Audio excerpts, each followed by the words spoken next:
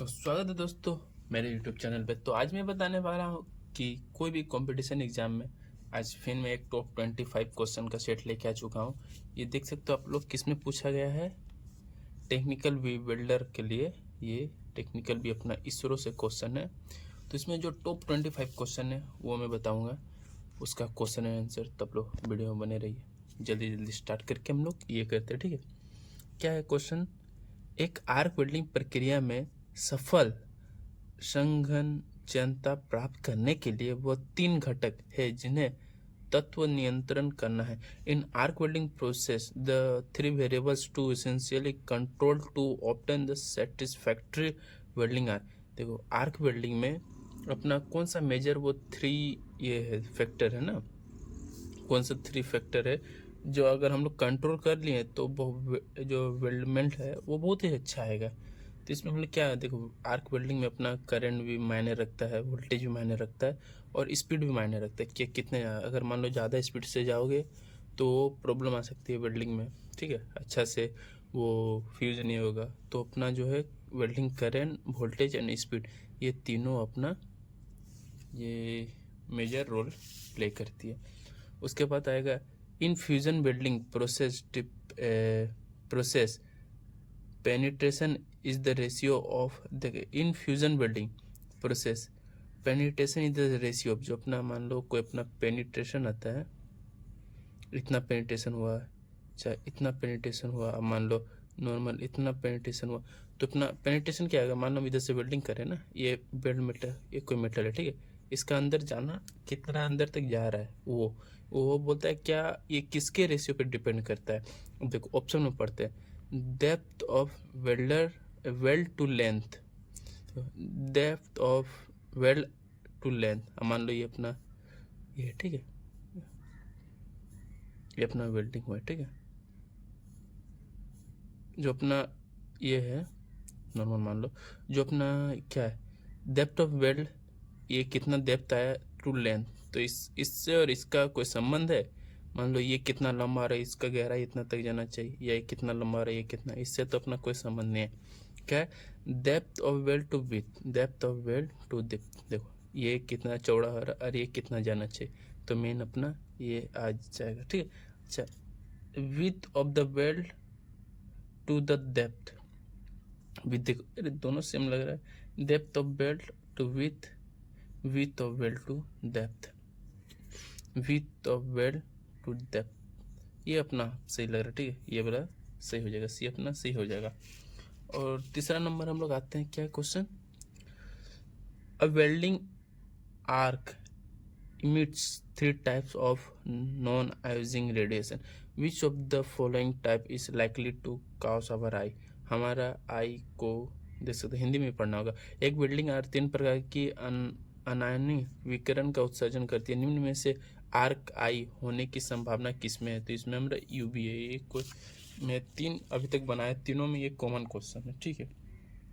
क्या बोल रहा है, the distance between the root and the toe of fillet weld is called. ये आप लोग ये कमेंट में ज़रूर बताओ, जिसने ITI किया है। तो कौन क्वेश्चन है, अगर किसी ने ये बता दिया तो चलिए मान लेंगे कि वो पढ़ाई कर रहा है। एक कमेंट में ज़रूर बताने का 4 नंबर, अगर नहीं आएगा तो मैं कमेंट में पिन कर दूंगा, ठीक है।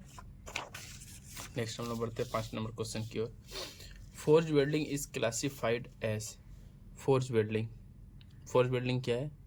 जो हम लोग मान लो हीटिंग करके, हम लोग जो मान लो ये एक सीट है हीटिंग की है और ये एक सीट है हीटिंग करके इसको प्रेशर देने का, तो फ्यूज तो कर नहीं रहे हैं, ठीक है, हीटिंग करके हम लोग क्या करें, प्रेशर दे रहे।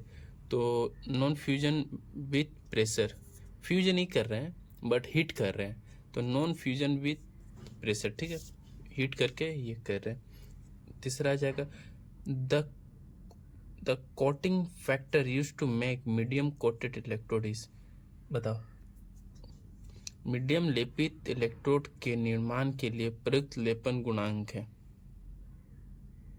बताओ क्या है, मीडियम कोटेड के लिए इलेक्ट्रोड के लिए बोल रहे हैं ना, बताओ, ये भी कमेंट में बताओ। चलो देखते हैं, आज मैं कमेंट में देखूंगा अगर 2 घंटा में कितना, 3 घंटा में कितना आ रहा है, किस कौन सा सही उत्तर दे रहा है। उसके बाद अगर मान लो नहीं हो रहा है तो उसके बाद मैं पिन कर दे रहा हूँ, कोई दिक्कत नहीं है, पर कमेंट पहले बताने का, ठीक है।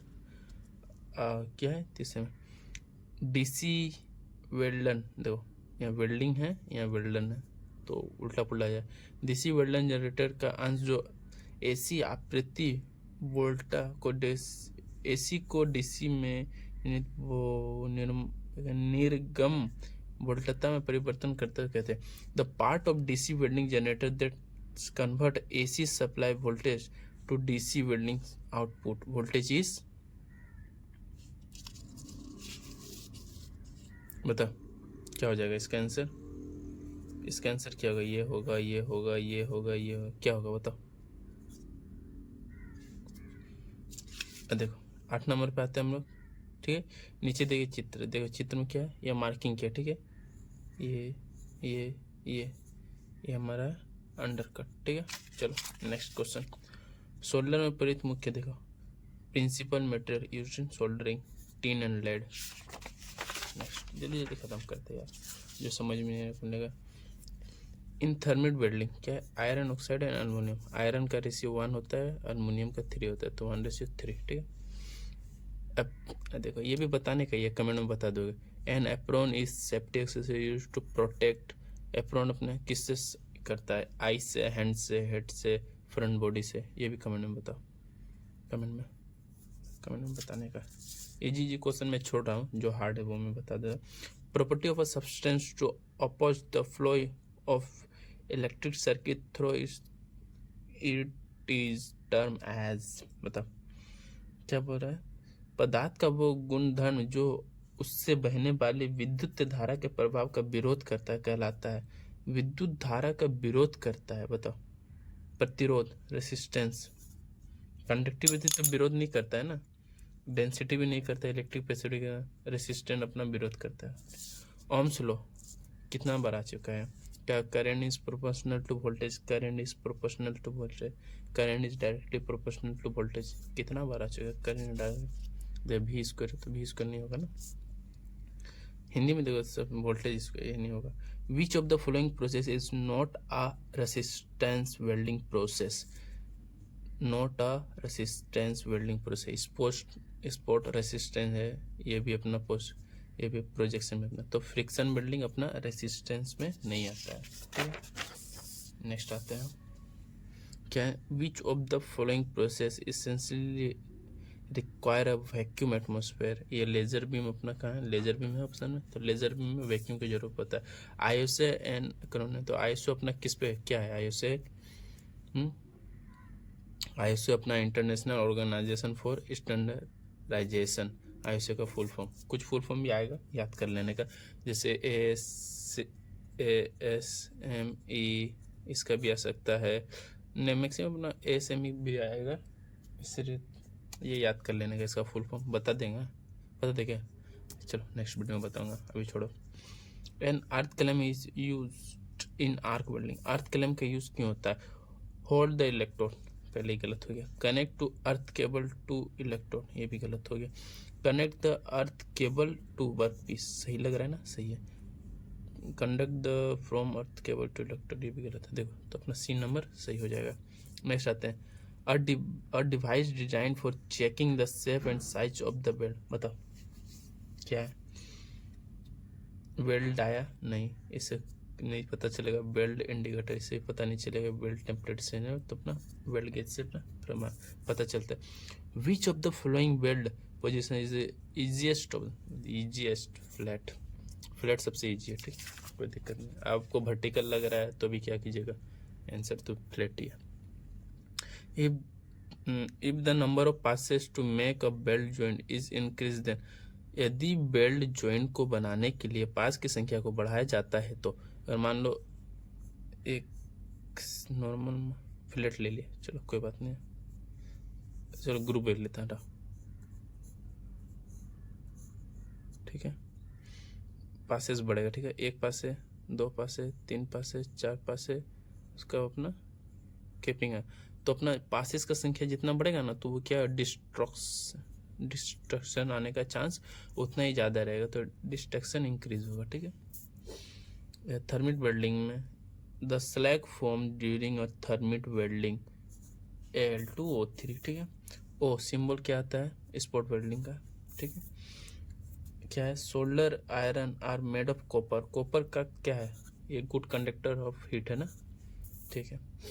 The type of electrode that are most prone to the danger of moisture pickup, तो मॉइस्चर पिकअप के लिए देखो अपना 3 प्रकार के इलेक्ट्रोड होता है, रूटाइल होता है, सेलुलोज होता है, बेसिक होता है। तो ये तीनों का मैं अलग से एक वीडियो लेकर आ रहा हूँ, ठीक है। ये अभी मैं नहीं बता रहा हूँ, ये मैं एक वीडियो लेके आ रहा हूँ, नेक्स्ट वीडियो में ये पूरा क्लियर करवाऊँ, क्योंकि इसमें कौन सा इलेक्ट्रोड आ जाएगा, इसमें कौन सा, तो अभी आंसर बता के भी फ़ायदा नहीं है अगर क्लियर नहीं होगा। तो अगर क्वेश्चन घुमा के पूछ दिया तो क्या करोगे। The selection of nozzle for pipe well depends on, मान लो अपना पाइप क्या है, सिलेक्शन ऑफ पाइप वेल्डिंग है ना, तो नोजल जो अपना सिलेक्शन, मान लो एक पाइप है, इसका अपना डिग्री ज़्यादा है, सेम थिकनेस है, ठीक है, सेम थिकनेस है, मान लो 10 mm है, और एक पाइप है जिसका डिग्री कम है, सेम थिकनेस है, डिग्री का डिपेंड आएगा ना। अब इसमें डिग्री ज़्यादा है तो हम कोई भी नोजल से कर सकते हैं, इसमें डिग्री कम है तो ये होगा, तो अपना ग्रूव एंगल पे डिपेंड करेगा। तो ये अपना आज का 25 क्वेश्चन।